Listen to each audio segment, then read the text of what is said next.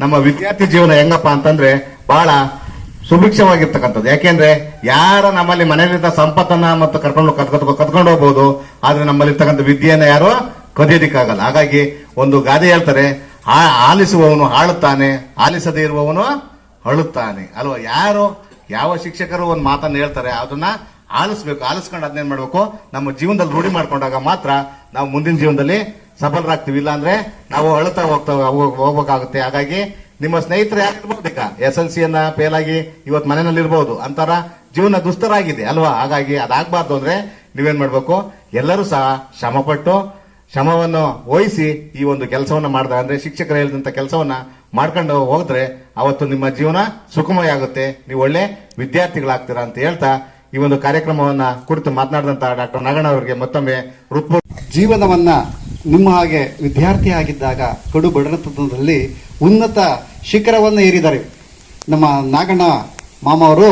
ಇವತ್ತು ನಮ್ಮ ಏನು ಸರ್ಕಾರದ ಮುಖ್ಯ ಆಪ್ತ ಕಾರ್ಯದರ್ಶಿಗಳಾಗಿ ತುಂಬಾ ಕೆಲಸ ಮಾಡ್ತಾ ಇದ್ದಾರೆ. ನಮ್ಮ ಪರಮೇಶ್ ಸಾಹೇಬರ ಅವರ ಆಪ್ತ ಕಾರ್ಯದರ್ಶಿಯಾಗಿ ಕೆಲಸ ಮಾಡ್ತಾ ಇದ್ದಾರೆ. ಇವರು ತುಂಬಾ, ಅದು ನಮ್ಮ ಶಿರಾ ತಾಲೂಕು, ಅದು ಹುಲಿಕುಂಟೆ ಹೋಬಳಿ ಅಂದ್ರೆ ಹೆಚ್ಚಿನ ಸಹಕಾರವನ್ನು ಮಾಡ್ತಕ್ಕಂಥದ್ದು. ಇವರು ತುಮಕೂರು ತಾಲೂಕ್ ಪಂಚಾಯತಿನಲ್ಲಿ ತುಂಬಾ ಕೆಲಸ ಮಾಡಿ ಇಒ ಆಗಿ ತುಂಬಾ ಕೆಲಸ ಮಾಡಿದ್ದಾರೆ.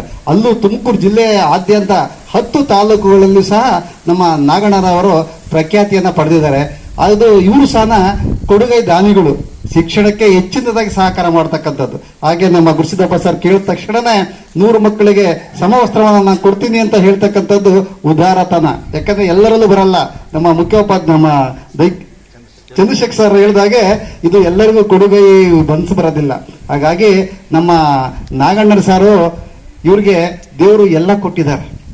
ಮುಂದೆ ಉನ್ನತವಾಗಿರ್ತಕ್ಕಂಥ ಒಂದು ಶಕ್ತಿಯನ್ನ, ಜನಶಕ್ತಿಯನ್ನ, ಸಮಾಜ ಸೇವೆ ಮಾಡಲಿಕ್ಕೆ ನಾವೆಲ್ಲರೂ ಸಹಕರಿಸೋಣ ಅಂತ ಹೇಳ್ತಾ ನನಗೆ ಮಾತಾಡ್ಲಿಕ್ಕೆ ಅವಕಾಶ ಕೊಟ್ಟ ಎಲ್ಲರಿಗೂ ಹೊಂದಿಸಿ ನನ್ನ ಮಾತನ್ನ ಮುಕ್ತಾಯ ಮಾಡ್ತೀನಿ. ಜೈ ಹಿಂದ್, ಜೈ ಕರ್ನಾಟಕ. ಮಾತು ಜೀವನದಲ್ಲಿ ನೆನೆಸ್ಕೊಂತಾರೆ, ಯಾವ ನೆನೆಸ್ಕೊಂತ ಇದ್ರು ಇದನ್ನ ನೆನೆಸ್ಕೊಂತಾರೆ.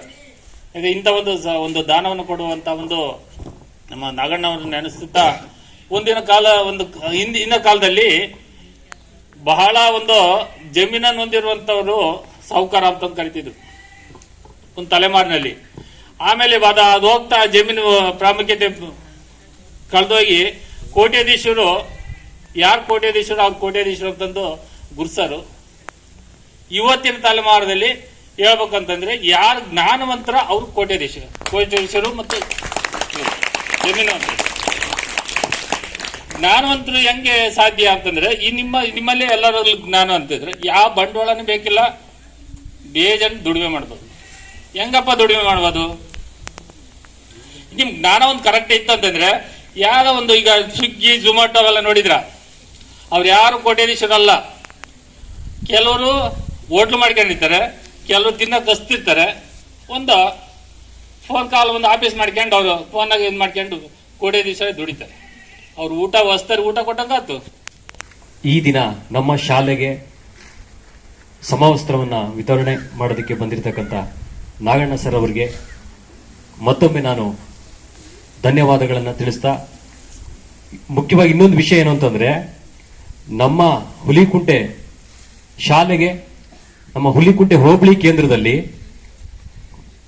ವಿದ್ಯಾರ್ಥಿ ನಿಲಯ ಆಗ್ಬೇಕು ಅಂತ ಒಂದು ಕನಸು ನಮ್ಮ ಶಾಲೆಯಲ್ಲಿ ನಮಗೆ ಇದ್ದಂತ ರಂಗನಾಥಪ್ಪ ದೈಹಿಕ ಶಿಕ್ಷಣ ಶಿಕ್ಷಕರು ಅವರ ಬಹಳ ದಿನಗಳ ಕನಸಾಗಿತ್ತದು. ಅವರು ನಮ್ಮೂರಲ್ಲಿ ಯಾವುದೇ ಕಾರ್ಯಕ್ರಮ ಮಾಡಿದ್ರು ನಮ್ಮ ಹುಲಿಕುಂಟೆ ಶಾಲೆಗೆ, ನಮ್ಮ ಹುಲಿಕುಂಟೆ ಗ್ರಾಮಕ್ಕೆ ಒಂದು ವಿದ್ಯಾರ್ಥಿ ನಿಲಯ ಬೇಕು ಅಂತನ ಅವರು ಈ ಶಾಲೆನಲ್ಲಿ ಇರೋವರೆಗೂ ಕೂಡ ಕೇಳ್ಕೊಳ್ತಾ ಇದ್ರು.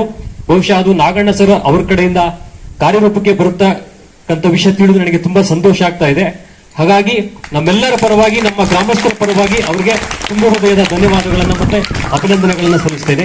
ಈ ಕಾರ್ಯಕ್ರಮದಲ್ಲಿ ಮಾತಾಡೋದಕ್ಕೆ ಅವಕಾಶ ಮಾಡಿಕೊಟ್ಟ ತಮ್ಮೆಲ್ಲರಿಗೂ ಮತ್ತೊಮ್ಮೆ ವಂದಿಸುತ್ತಾ ನನ್ನ 2 ಮಾತನ್ನು ಮುಗಿಸ್ತೇನೆ. ಧನ್ಯವಾದಗಳು.